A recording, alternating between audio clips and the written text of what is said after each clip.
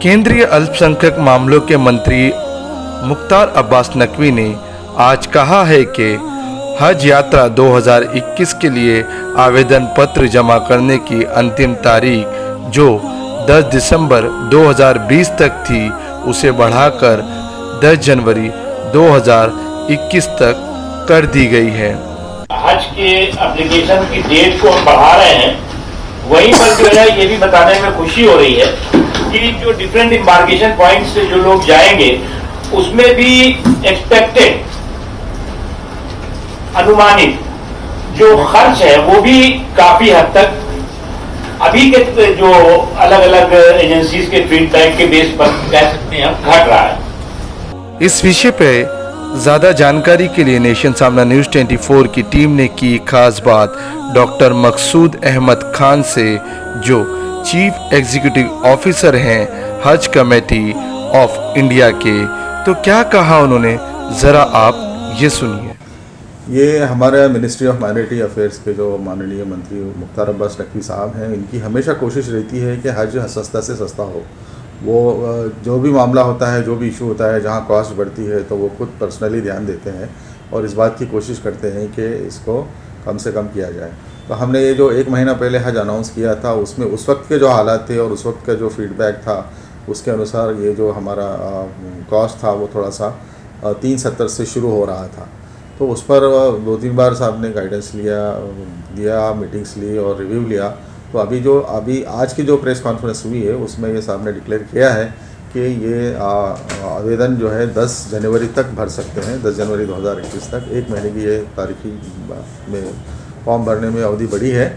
और इसमें जो मिनिमम कॉस्ट जो थी, जो 370 थी पहले, वो उसको अभी 3,30,000 ऐसा आएगी। ऐसा आज के हालात के हिसाब से, आज के जो रिव्यू के हिसाब से ये बताया गया है।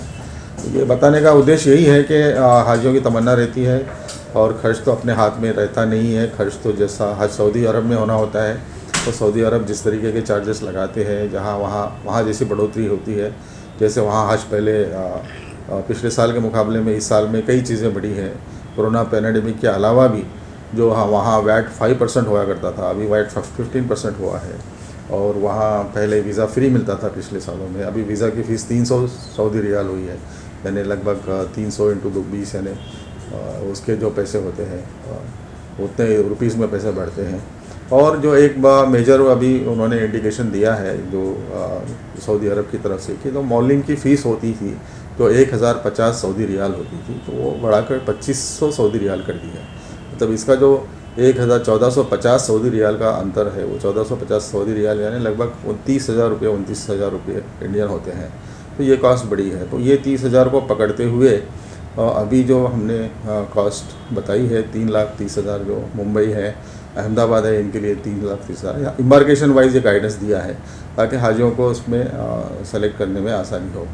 जहाँ तक मदद का या खर्च कम करने का सवाल है, हज तो उन पर ही फ़र्ज़ है जिनके पास इस्तिताअत है। लेकिन जो लोग सोच रहे हैं कि अब इस बार महंगा है, अगला बार सस्ता होगा तो जाएंगे, तो ये सोचना गलत है। दिन ब दिन हज तो महंगा ही होता ही जाता है, जो कि ये हज यहाँ नहीं होता है, सऊदी अरब में होता है। जिससे उनके चार्जेस बढ़ते हैं वैसे हज के चार्जेस बढ़ते हैं। और हज कमेटी ये एक बिना प्रॉफिट, बिना लॉस और प्रॉफिट के लॉस बर्दाश्त करती है, लेकिन प्रॉफिट नहीं लेती है। हाजिस को उतना ही पैसा चार्ज करती है जितना उसका खर्च आता है। सारी चीज़ों में कोशिश करती है कि हर आइटम पर पैसा कम से कम खर्चा हो और उसके बाद जो खर्च रियल में होता है वो लेती है। जो अमाउंट हाजी से लिया जाता है उसके बाद हर साल रिफ़ंड भी किया जाता है। जैसे अभी 2019 के हाजियों को और 2018 के कुछ हाजियों को मिला के 1,30,00,000 रुपये अभी रिसेंटली रिफ़ंड किया गया है, कि उसके ट्रेन के खर्चे में हमने 500 रुपये सऊदी रियाल से लिए थे और वो खर्चा 250 रुपये सऊदी रियाल से हुआ है। तो ये हम अनुमानित जो अंदाजित खर्च रहता है उसके हिसाब से हम कम से कम पैसा लेते हैं और ज़्यादा से ज़्यादा पैसा जो बचता है वो वापस कर देते हैं। इसलिए हाजियों को तो यही कहेंगे कि अगर सेहत साथ देती है और उम्र, अगर इस बार उम्र की कैद है 18 से 65 का, हमने वो फॉर्म निकाला है। और क्योंकि सऊदी के ऐसे गाइडलाइंस हैं तकरीबन, अगर इसमें कुछ कमी होती है तो उसके हिसाब से वो चेंजेस किए जाएंगे। लेकिन जो हाजी इस उम्र में बैठते हैं और जिनकी हेल्थ अच्छी है और जो खर्च जो ये है मिनिमम है, जो कमिटीज़ का खर्च है वो कम से कम होता है, वो खुद करके खाने जैसा खर्च होता है। केंद्र सरकार से और राज्य सरकार से हमको इस मामले में भरपूर सहयोग मिल रहा है और हमारा जो प्रस्ताव है उनके पास है और वो उनकी भी कुछ अड़चन है, उस हिसाब से ये काम उनका चल रहा है और हमको पता चला है कि जल्दी ही कमेटी भी फॉर्म होने वाली है। इसमें जो सहायता दूसरे विभाग से, दूसरे डिपार्टमेंट से सबको हमको मिलना चाहिए वो सारी मिलती है। हेल्थ डिपार्टमेंट से, एक्सटर्नल अफेयर डिपार्टमेंट से, वो सरकार की तरफ से, केंद्र सरकार की तरफ से हमको जो सहायता चाहिए वो मिलती है। और केंद्र सरकार की सहायता से ही ये केंद्र सरकार की जो ऑटोनोमस बॉडी है ये चल रही है, उनकी सहायता से, उनके मार्गदर्शन में ही ये समिति कार्य करती है। सर, कोरोना काल में कितना फ़र्क पड़ा है? पिछले साल कितने हज यात्री यहाँ से गए और इस साल कितने लोग हैं? ये तो जो इंडिकेशन मिले हैं तो कि 1/3 तकरीबन हज होने के चांसेस हैं। जो 2019 में जिस तादाद में हज हुआ था उससे 1/3 में ये हज होने के चांसेस हैं। तो इसमें और ज़रूर इससे फ़र्क पड़ा है क्योंकि हम 65 के ऊपर के हाजी को नहीं ले रहे हैं, 18 साल के कम वालों को नहीं ले रहे हैं और उसमें कोविड टेस्ट करवाना है और बाकी कोमोडिटीज़ जो है, दूसरी कोई बीमारी नहीं रहनी चाहिए और बहुत सारे इसमें हैं। और जो पिछले आम हज के मुकाबले में इस हज में नहीं तो भी तकरीबन 75 से 1 लाख रुपये ज़्यादा खर्च आ रहा है।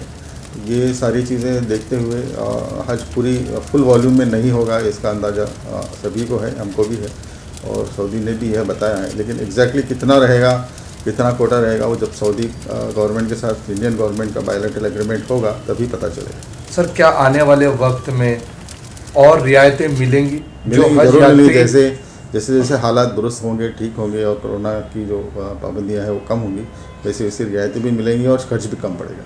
सर, क्या संदेश देना चाहते हो जो हज नहीं कर पा रहे हैं या हज जाने की तमन्ना रखते हो, उनको आपका क्या संदेश है? जिसके पास तमन्ना है, जो तमन्ना रखते हैं और जिनके पास एज है और हेल्थ है, उन्होंने हिम्मत नहीं हारनी चाहिए और इसको आगे आकर इसको एक्सेप्ट करना चाहिए।